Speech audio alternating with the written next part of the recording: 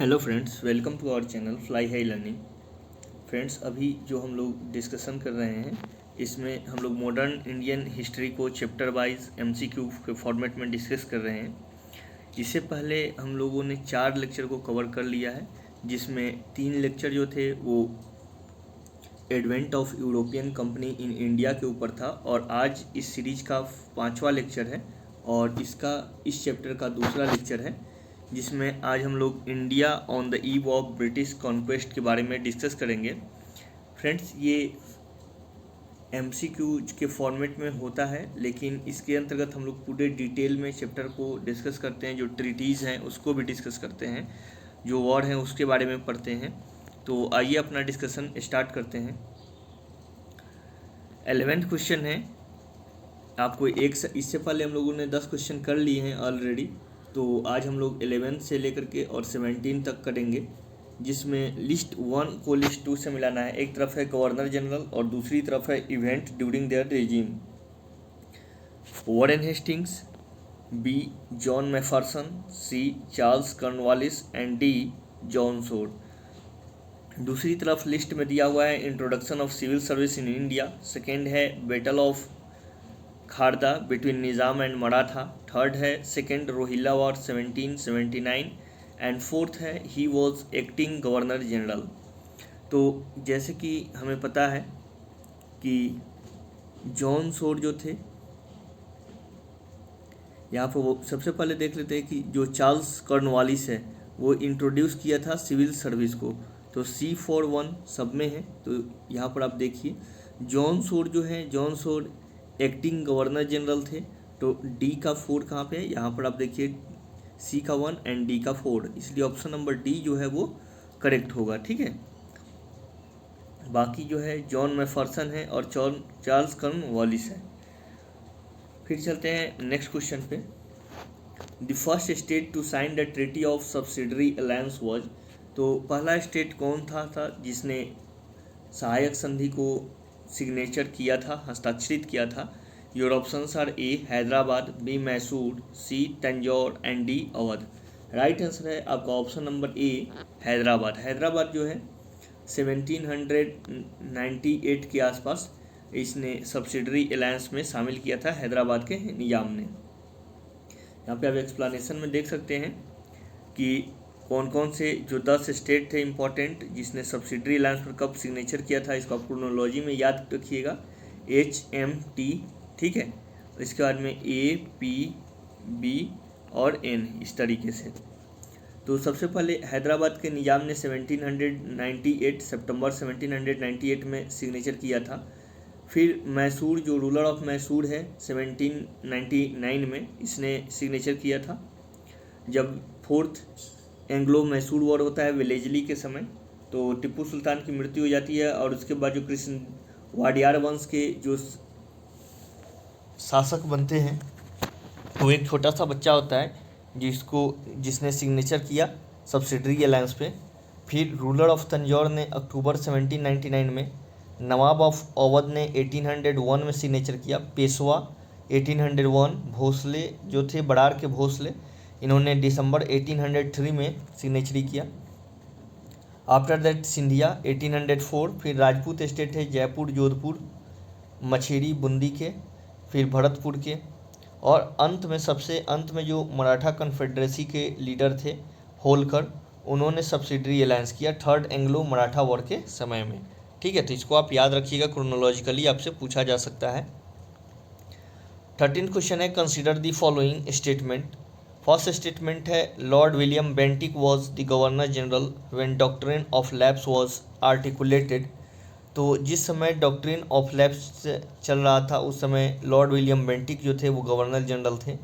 Second है treaty of Sugauli was done after Anglo Nepalese war. तो treaty of Sugauli जो था, यानी सुगौली की संधि 1816 में हुई थी, 1816 में।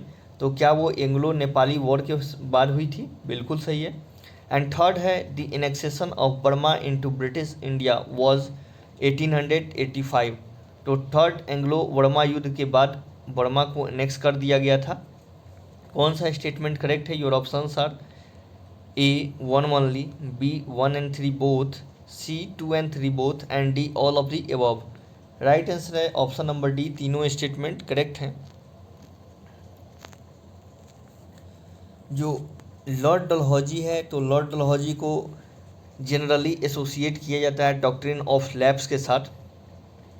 लेकिन जो लॉर्ड डलहौजी का टाइम पीरियड है गवर्नर जनरल के रूप में, वो 1848 से 1856 तक इसने ईस्ट इंडिया कंपनी के गवर्नर जनरल का कार्यभार संभाला था। लेकिन ऐसा नहीं है कि जब लॉर्ड डलहौजी आए तभी जा कर के जो लैप्स ऑफ डॉक्ट्रिन है उसको फॉलो किया गया, बल्कि जिस समय लॉर्ड विलियम बेंटिक 1834 में वो गवर्नर जनरल थे, उस समय से ही कोर्ट ऑफ डायरेक्टर्स द्वारा ये आर्टिकुलेट किया गया था डॉक्ट्रिन ऑफ लैप्स के बारे में।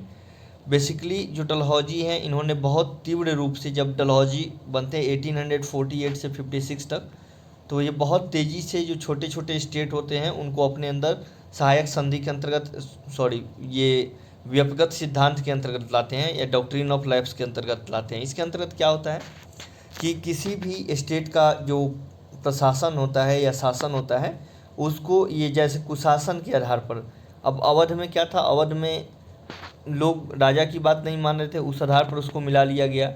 कहीं कहीं जगह तो ऐसा हुआ कि डलहौजी ने क्रिकेट खेले और मैच हार गया तो उसको अपना राज्यपाट देना पड़ा।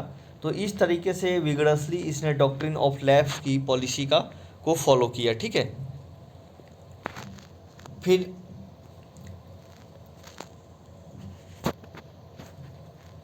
यहाँ पर गड़बड़ हो गया। अब यहाँ पे आप देख सकते हैं कि जब डलहौजी को भारत में गवर्नर जनरल का पद मिला तो उस समय ब्रिटिश इंडियन हिस्ट्री में एक नए अध्याय की शुरुआत होती है। और ये बहुत तेज़ी से, जैसे झांसी, मछेर, बूंदी, जयपुर, जोधपुर, जितने भी राजपूत स्टेट हैं और जिनको बच्चे नहीं थे, जो गोद लेने की प्रथा को इसने निषिद्ध कर दिया ताकि वो लोग अपने राजपाट अंग्रेजी साम्राज्य में विलीन कर सके। ठीक है, कर दें। और गवर्नर जनरल के तौर पर इसका कार्यकाल 1848 से 56 तक रहा। जो एंग्लो नेपालीज वॉर है, तो शुरू में जो गोरखा थे, तो गोरखा अब वेस्ट की ओर आप देखेंगे अगर नेपाल को, तो नेपाल के वेस्ट में इंडिया का बॉर्डर पड़ता है। और जो गोरखा थे वो रंजीत मल्ला जो भगत गांव के थे, 1760 में इनके उत्तराधिकारी थे। इन्होंने जो हिमालयन रेंज है उसके बियॉन्ड अपना एक्सपेंसन शुरू किया। जैसे ही इन्होंने अपना एक्सपेंसन शुरू किया तो उत्तर की ओर, तो इनके उत्तर में यह जो साउदर्न डायरेक्शन था तो वहाँ पे चाइनीज़ थे, लेकिन चाइनीज़ जो थे वहाँ पे इनको आक्रमण करना और उसको एनेक्स करना बहुत मुश्किल था नॉर्थ में। तो इसीलिए ये साउथ की ओर आसानी से मूव करना चाहते थे, एक्सपेंड करना चाहते थे अपनी टेरिटरी का। और 1801 में अंग्रेज़ों ने गोरखपुर को जीत लिया। जैसे ही गोरखपुर को जीता तो गोरखपुर की बाउंड्री नेपाल से लगती है। ठीक है, तो गोरखाज की बाउंड्री के साथ ब्रिटिश की बाउंड्री कोलैप्स करने लगी और इसी कारण वहाँ पे कॉन्फ्लिक्ट शुरू हुआ। फिर कॉन्फ्लिक्ट के कारण गोरखा ने भुटवल और सियोरगंज, जो लॉर्ड हेस्टिंग्स के समय 1823 के आसपास 13 to 23 तक लॉर्ड हेस्टिंग्स का शासनकाल था, तो गोरखाओं ने भुटवल और सियोर राज्य को कैप्चर कर लिया। अब इसके कारण जो लॉर्ड हेस्टिंग्स था उसने आक्रमण किया 1814-50 के आसपास। और 1814-15 के बाद में 1816 में ट्रीटी ऑफ संगौली होती है जो अंग्रेज़ों के फेवर में होती है। ठीक है, इसके बाद है जो 19th सेंचुरी की बिगनिंग थी, यानी 1800 के आसपास। तो 19th सेंचुरी के बिगनिंग में बर्मा एक फ्री कंट्री था और वेस्ट की ओर ये एक्सपेंड कर रहा था। तो बर्मा के वेस्ट में इंडिया पड़ता है, बंगाल का बॉर्डर पड़ता है। तो वर्मा की जो एक्सपेंशनिस्ट पॉलिसी थी इससे ब्रिटिश बहुत नाराज़ थे। और इसके अलावा ब्रिटिश बर्मा के जो संसाधन थे, जो वहाँ पे फॉरेस्ट रिसोर्सेज थे, मार्केट एंड मैन्युफैक्चरिंग था, जो फ्रेंच लोग वहाँ पे एम्बिशियस रूप से अपना फैक्ट्री इस्टेब्लिश कर रहे थे, तो इन सब पर चेक एंड बैलेंस करने के लिए ब्रिटिश ने बर्मा पर आक्रमण किया। और दूसरी बात ये थी कि साउथ ईस्ट एशिया तक पहुँच इस्टेब्लिश करने के लिए बर्मा एक इम्पॉर्टेंट स्टेट है। तो इसीलिए 3 एंग्लो बर्मीज़ वॉर होते हैं, जिसमें थर्ड एंग्लो बर्मी वॉर में यानी 1885 में बर्मा को टोटली एनेक्स करके उसको इंडिया में मिला लिया जाता है। 14 क्वेश्चन है, consider the following statement. Indian government acquired Chumbi valley for 75 years as a security for payment after Anglo Nepalese war. Second है, treaty of Yandabo as signed after second Anglo Burmese war. And third है, 4 war fought between British sirs and Burmese. ठीक है, तो Burma और जो British है उनके बीच में क्या 4 वॉर हुए थे। कौन सा स्टेटमेंट जो है वो करेक्ट नहीं है। Your options are A 1 only, B 1 and 3 both, C 2 and 3 both, and D all of the above. Right answer है option number D, all of the above. तीनों स्टेटमेंट करेक्ट है। यहाँ पर देखते हैं फर्स्ट बर्मीज वॉर के क्या कारण थे। तो फर्स्ट वॉर विद बर्मा जब ब्रिटिश का हुआ वो टाइम पीरियड है 1824 से लेकर के 26 तक। इसमें बर्मा जो था वो वेस्ट की ओर एक्सपेंशन करना चाह रहा था और उसने आराकान और जो मणिपुर वैली है वहाँ पर ये कैप्चर कर लेता है। अब अंग्रेज़ों को ये भय लगने लगता है कि कहीं बर्मा के जो लोग हैं या बर्मा की जो शासन है वो असम और ब्रह्मपुत्रा वैली में भी अपना शासन इस्टेब्लिश ना कर ले, उसको भी कैप्चर ना कर ले। दूसरी बात ये थी कि बंगाल और बर्मा का जो बॉर्डर था वो बहुत इल डिफाइंड था, बहुत अच्छी तरीके से वेल डिफाइंड नहीं था 19th सेंचुरी में। तो ब्रिटिश ने फोर्सफुली रंगून पर कैप्चर कर लिया 1824 में। और रंगून आज बर्मा की राजधानी है, लेकिन उस समय बर्मा की राजधानी जो कैपिटल थी वो अवा थी और अवा रंगून से 72 किलोमीटर दूर थी। इसके बाद एक पीस ट्रीटी होती है 1826 में, ट्रीटी ऑफ यान्डबू, जो ब्रिटिश और गवर्नमेंट ऑफ बर्मा के बीच में होती थी। याद रखिएगा ट्रीटी ऑफ यान्डबू जो है वो फर्स्ट बर्मा वॉर से रिलेटेड है, 1826 में ये हुआ था। ठीक है, दूसरी ट्रीटी है ट्रीटी ऑफ लहासा। तो ये तिब्बत में है। यंग हस्बैंड नाम का एक इंग्लिश व्यक्ति था या जनरल था जिसे तिब्बत के अभियान के लिए भेजा गया। जब उसने तिब्बत को एनेक्स्ट किया तो उसके बाद में ट्रीटी ऑफ लहासा 1904 में की। ट्रीटी ऑफ लहासा के अंतर्गत उसने 2 चीज़ें को फॉलो किया। एक तो उसने तिब्बत को बोला कि भाई आप 75,000 रुपये युद्ध के हट जाने के रूप में दीजिए और हर साल आपको 1-1 लाख रुपए देने पड़ेंगे, ठीक है, सिक्योरिटी पेमेंट के लिए। दूसरी कि जब तक आप पैसे नहीं पेड करते हैं तब तक 75 ईयर्स के लिए चुम्बी वैली जो है वो ब्रिटिश साम्राज्य का पार्ट रहेगा। तो ये 2 ट्रीटी होती है, ट्रीटी ऑफ लहासा में जो 1904 में होती है, और यंग हस्बैंड अभियान जो है वो ट्रीटी ऑफ लहासा से संबंधित है, इसको याद रखिएगा।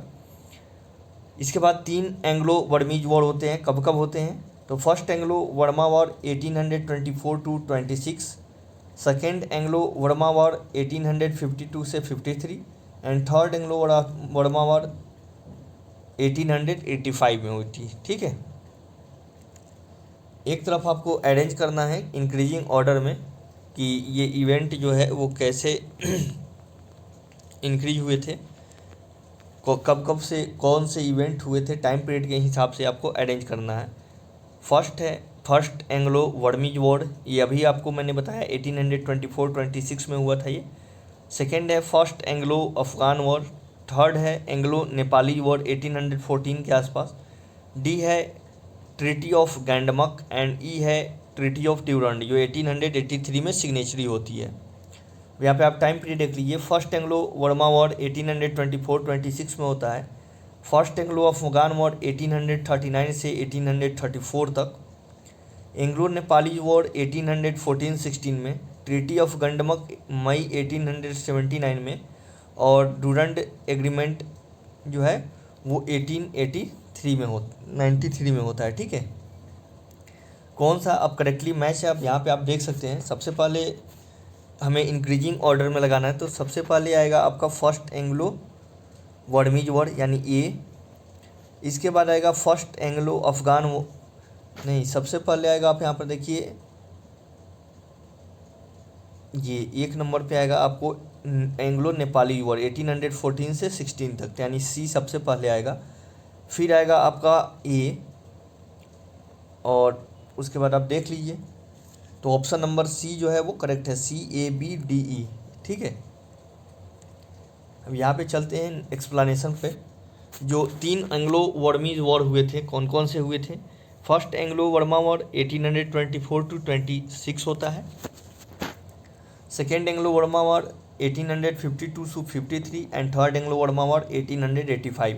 ये टाइम पीरियड आप याद रखिएगा, ये बहुत पूछते जाते हैं, हर एक एग्जाम में लगभग पूछे ही जाते हैं। मतलब जब भी युद्ध से संबंधित क्वेश्चन आते हैं तो ये इंपॉर्टेंट वॉर हैं, इनकी टाइम पीरियड क्रोनोलॉजी के रूप में आपको दिए जा सकते हैं।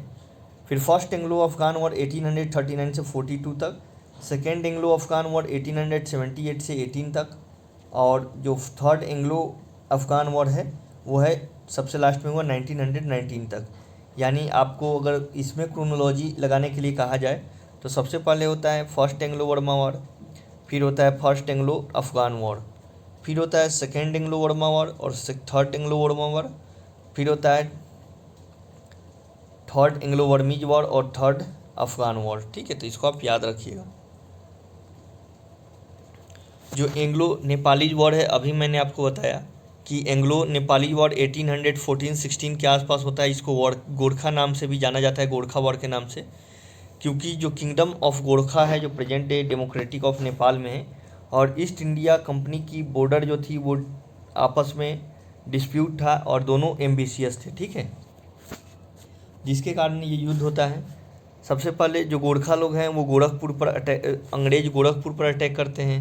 फिर जो गोरखा हैं वो शिवराज पर अटैक करते हैं और उसको सीज कर लेते हैं। फाइनली ट्रीटी ऑफ सुगौली होती है 1816 में, और जो नेपाली कंट्रोल ब्रिटिश टेरिटरी होती है उसको वापस कर दिया जाता है। ठीक है, ट्रीटी ऑफ गंडमक 1879 में साइन होता है सेकेंड एंग्लो अफगान वॉर के बाद में। इसमें क्या होता है, बेसिकली जो अमीर होते हैं उन्होंने अपनी, ये बेसिकली एक सब्सिडरी अलायंस थी अफ़गान के साथ। ठीक है, इसमें जो वहाँ का अमीर था उसने अपनी foreign policy government of India के हिसाब से तय करने की बात कही। परमानेंट ब्रिटिश रेजिडेंट को इस्टेब्लिश किया गया काबुल में। गवर्नमेंट ऑफ इंडिया के ने ये बात कही कि वो आमिर को सपोर्ट करेगा जो वहाँ के आमिर वर्ग हैं या राजा है, और कोई भी अगर फॉरेन एग्रेशन होता है, क्योंकि उसमें फ्रांस से बहुत ज़्यादा खतरा था, तो ब्रिटिश उसकी मदद करेंगे। ठीक है, तो इसी शर्तों के आधार पर ट्रीटी ऑफ गंडमक हुई 1879 में। लास्ट जो क्वेश्चन का था वो था कि 1891-92 में हुंजा नगर पर ब्रिटिश ऑक्युपाई करते हैं जो गिलगिट वैली में है, और ये बेसिकली अफ़गानिस्तान का पार्ट है। उसमें अब्दुल रहीम रहमान जो था वो अफ़गानिस्तान का अमीर था। ठीक है, तो इसने क्या किया कि ब्रिटिश से बोला कि यहाँ पे लाइन जो है इतना वेल इस्टेब्लिश नहीं है और दोनों एक दूसरे के संप्रभुता का हनन कर रहे हैं, तो इसीलिए एक ट्रीटी सिग्नेचर होती है, जिसको ट्रीटी नहीं, बेसिकली आप इसको बाउंड्री लाइन ड्रॉ होती है जिसको बोलते हैं डुरंड लाइन, जो अफ़गानिस्तान और ब्रिटिश सीमा के बीच में था। तो आज भी पाकिस्तान और अफ़गानिस्तान के बीच में डुरंड लाइन है, और इंडिया और अफ़गानिस्तान के बीच में भी है कश्मीर वाले रीजन में। ठीक है, तो अमीरों ने कुछ डिस्ट्रिक्ट जो हैं वो अपने सीड कर दिए, वो रिसीव किए अपने कुछ डिस्ट्रिक्ट, और उनकी सीमा बढ़ गई इसके कारण, डुरंड लाइन के कारण। 1893 में क्या हुआ कि बहुत जल्द ही ये डुरंड लाइन की जो शांति थी वो समाप्त हो गई, क्योंकि ट्राइबल जो थे वो आक्रमण करने लगे, और इसीलिए जो ब्रिटिश थे उन्होंने अफ़गानिस्तान के साथ सब्सिडरी अलायंस के रूप में 1899 तक एक सिग्नेचर किया, जिसमें कहा कि एक परमानेंट रेजिडेंस रहेगा आमिर के कोर्ट में, और मालखंड दर्रा जो है वहाँ पे ब्रिटिश आर्मी रहेगी। ठीक है, 60th क्वेश्चन है, consider the following statement. First statement है the distress famine in 1770 provoked the Sannyasi revolt. जो अकाल पड़ा था 1770 में उसने सन्यासी विद्रोह को बढ़ावा दिया। सेकेंड है Sanyasi revolt was also called as Fakir rebellion. सन्यासी विद्रोह को ही फकीर विद्रोह कहा जाता है। थर्ड है Anand Math a semi historical novel by Rabindranath Tagore is based on Sannyasi revolt.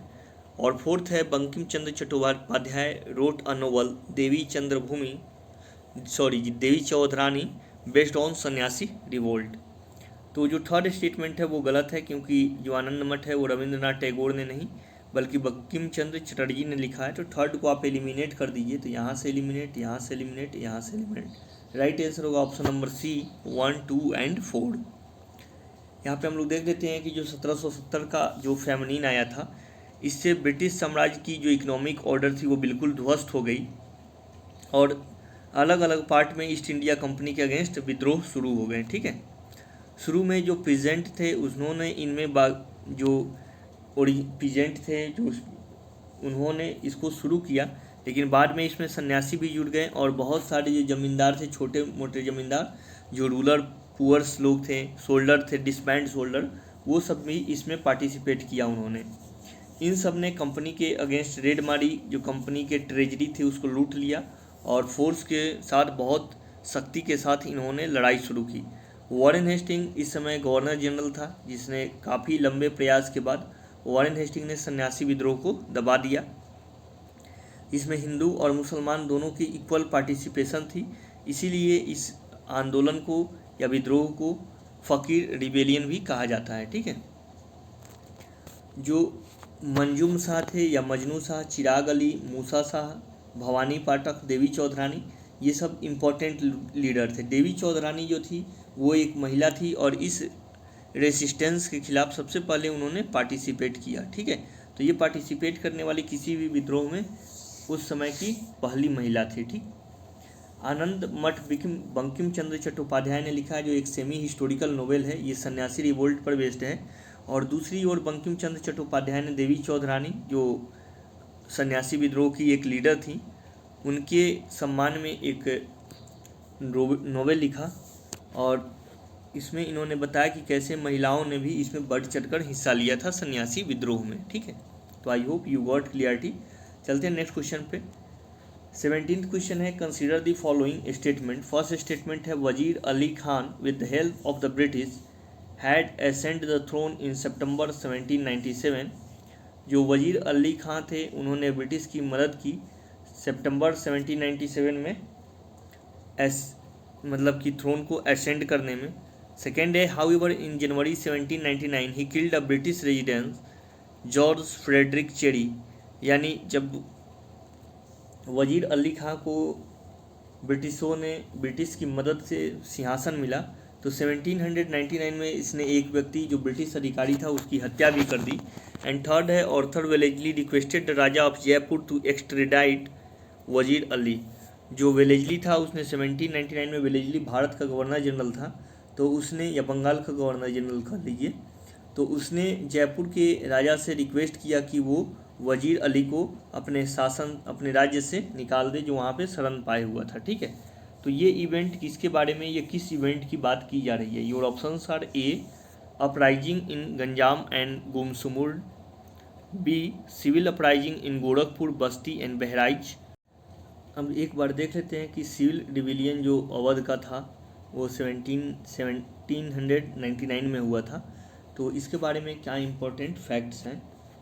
वजीर अली खान जो था वो 4th नवाब था अवध का, जो ब्रिटिश की हेल्प से सितंबर 1797 में सिंहासन ग्रहण करता है, लेकिन बहुत जल्द ही वहाँ पे जो शहादत अली खान सेकंड था उसने रिप्लेस कर दिया वजीर अली खान को। ठीक है, और उसको पेंशन, बनारस में पेंशन मिलने लगी। 1799 में वजीर अली खान ने एक ब्रिटिश अधिकारी जॉर्ज फ्रेडरिक चेरी को लंच पे बुलाता है और वहाँ उसकी हत्या कर देता है। ठीक है, और यही नहीं, जो वजीर अली खां के जो गार्ड्स थे उन्होंने 2 और यूरोपियनों के ऊपर अटैक किया और जो बनारस के मजिस्ट्रेट थे उनकी भी हत्या कर दी। इन सारे मसेकियर को मसेकियर ऑफ बनारस के नाम से जाना जाता है। इसके बाद वजीर अली खां बहुत सारी आर्मी को एकत्र कर सकता था, जनरल इर्स्काइन ने इसको पराजित किया। ठीक है, इसने काफ़ी सारे आर्मी को एकत्र करके और जनरल इर्स्काइन के साथ युद्ध किया, लेकिन युद्ध में जनरल इर्स्काइन जो थे वो विजयी हो गए। फिर भागकर ये जो वजीर अली खां थे, वजीर अली खां, ये जयपुर के राजा के पास चले गए। लेकिन उस समय ऑर्थर वेलेजली 1799 में, आपको याद होगा कि 4th एंग्लो मैसूर वॉर होता है और उसमें वेलेजली गवर्नर होता है। ठीक है, तो वेलेजली ने जयपुर के राजा से कहा कि आप वजीर अली को अपने राज्य से बाहर निकालिए, रिक्वेस्ट किया। जयपुर के राजा ने कहा ठीक है, हम उसको बाहर तो निकाल देंगे, लेकिन मेरी एक शर्त है कि आप उसे हैंग नहीं करेंगे और उसको जो है किसी प्रकार की जो है सज़ा नहीं देंगे, मतलब कि आप उसको सज़ा के तौर पे कुछ खतरनाक फिटर्स नहीं करेंगे। तो 1799 में सरेंडर करता है वजीर अली और उसको फोर्ट विलियम जो कलकत्ता में जगह थी उसमें कन्फाइनमेंट नज़रबंद कर दिया जाता है। ठीक है, तो ये था अवध का जो रिबेल हुआ था 1799 में। फ्रेंड्स, ये था आज का लास्ट क्वेश्चन और साथ ही साथ ये आज का लास्ट इस चैप्टर का भी लास्ट क्वेश्चन था। इस चैप्टर में टोटल हम लोगों ने 17 क्वेश्चन को डिस्कस किया जो इम्पॉर्टेंट हैं और जो रिलेटेड इम्पॉर्टेंट फैक्ट्स हैं उसके बारे में हम लोगों ने बात की। आपसे एक रिक्वेस्ट है कि आप जो है वॉर एंड ट्रीटी इनको क्रोनोलॉजिकली देख लीजिएगा। अगर इम्पॉर्टेंट ट्रीटी है तो उसकी क्या संधि की शर्तें थीं ये भी आप देख लीजिएगा और याद रखिएगा। आपसे पूछा जा सकता है स्टेटमेंट के फॉर्म में क्रोनोलॉजिकली लगाने के लिए या मैच कराने के लिए। ठीक है, तो I hope you enjoy this video and this is also beneficial for you. Thanks for watching and thanks for discussion. Please do like, comment, share and subscribe the channel. Thanks for watching and thanks for discussion. Bye. Thank you. Have a nice day.